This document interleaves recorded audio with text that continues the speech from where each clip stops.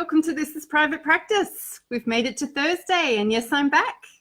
So some of you might be wondering how I am after yesterday, and to be honest, I feel fine. I woke up this morning with energy, without the incredible discomfort in my feet and my legs, without the headache that I'd had for 2 days. So obviously the rest yesterday was very much what I needed to do, and I am grateful that I took the time to do that I shared about it and gave other people permission, I hope, to rest when you need to rest. I still get caught up in this perception that I need to go, and push. We have a culture of hustle, which I don't think is entirely helpful. I think hustle for a period of time is okay. I think the sustained hustle is really, really unhelpful. So when do I hustle? Well, I'm hustling at the moment because I have coaching availability, and we've also got plenty of availability on the Purple Co team. But when I talk about hustling, it just means I'm talking to people about who we are and who we serve and what we do and how we can help. And it's got a strategy behind it. And it's not an exhaustion. It's not a sense of salesmanship and doing something that is uncomfortable. It's not something that I dread. In fact, the conversations are becoming easier and easier and easier.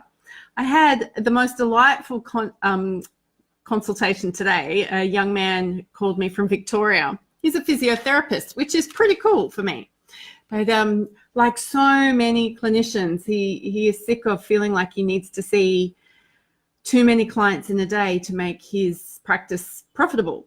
So we spoke through how he likes to work and the types of work he likes to do and where he's committed and why he went into physiotherapy in the first place. And we identified that short-term treatment is not his thing, that he wants to work with people from the beginning to the end of their recovery, and he wants to help people with prevention of injury occurring again. So he was rather surprised to learn that you can actually build a practice that fulfills both your own needs in terms of the way you want to treat people, and that people will pay for this.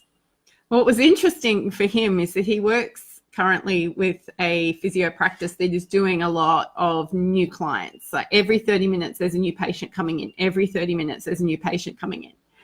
And I've been to those physiotherapy clinics before, and I don't like them.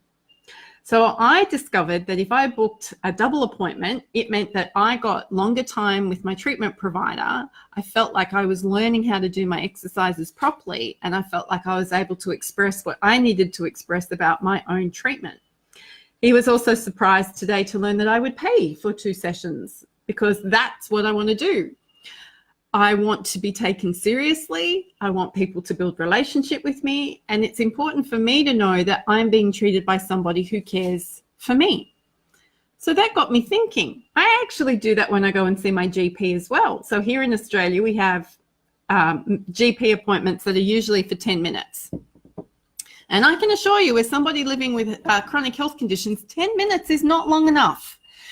And I'm the sort of person that will go in with notes and a summary, and these are the things we need to talk about. So I will often book a double appointment and pay for it to make sure that I get the service that I need.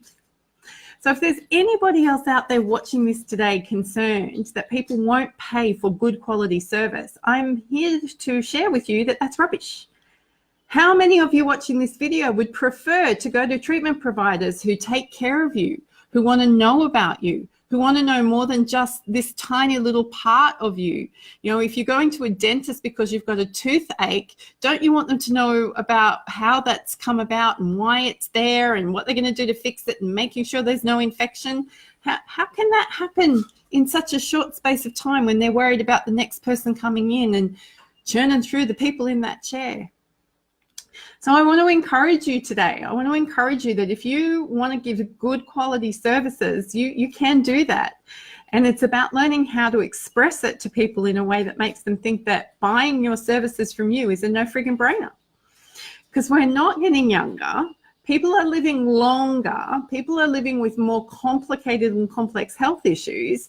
So the day that you can go to the GP for a 10-minute consultation to get chickenpox sorted are becoming less frequent. Now we need people in our world who can look after us, help us learn, help basically teach us how to care for ourselves. That takes time. And that is the value that we bring to the health community and to people who need treatment and to people who want to improve their sense of wellness. It's not that we just have this transaction of you come in and I fix you. It's I need to teach you how to maintain this. I need to teach you so this doesn't happen again. I need to help you understand what's happened so that should this occur again, you've got the resources inside yourself to be able to deal with this. So if you are concerned that you are in an environment where you are seeing too many clients and you haven't got time to do your notes, you're staying at work for longer hours trying to catch up on people, you're constantly running over time because you haven't got enough time in that session that's allocated for you, please, please, please think about what I've spoken about here today. Hello, Kelsey Pope. I appreciate your applause, being a bit bossy again. Please understand that just because a practice owner over here is doing short, sharp, condensed intervention doesn't mean you have to. One treatment modality, one treatment method does not suit all the people.